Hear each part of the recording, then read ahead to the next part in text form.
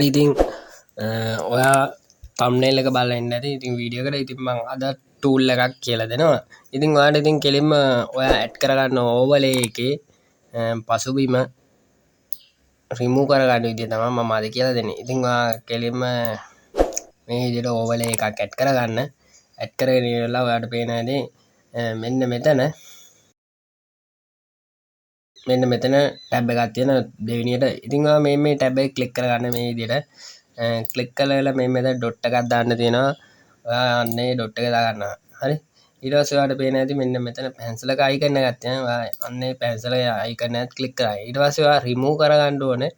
පාත් එකට ගිහිල්ලා ඔයාලට පුළුවන් මේක එකපාරක් ඔය විදිහට ක්ලික් කරගන්න. ඉතින් මේ වටේ තියෙන පසුබිමේ තියෙන පාට මෙන්න මෙතන සජෙස්ට් වෙනවා බලා ගන්න පුළුවන් ඔයාලට.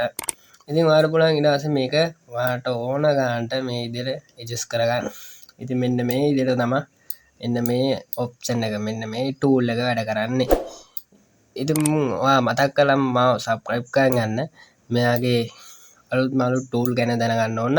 ඊළඟම ටෙක්නොලොජි සම්බන්ධ වීඩියෝ ගොඩාක් මගේ YouTube channel එක බලා ගන්න පුළුවන් හැකියාවක් තියෙනවා. ඉතින් ඔයාලට පුළුවන් channel එක පැත්තේ ගියොත් ගොඩාක් ලොකු knowledge එකක් ගන්න.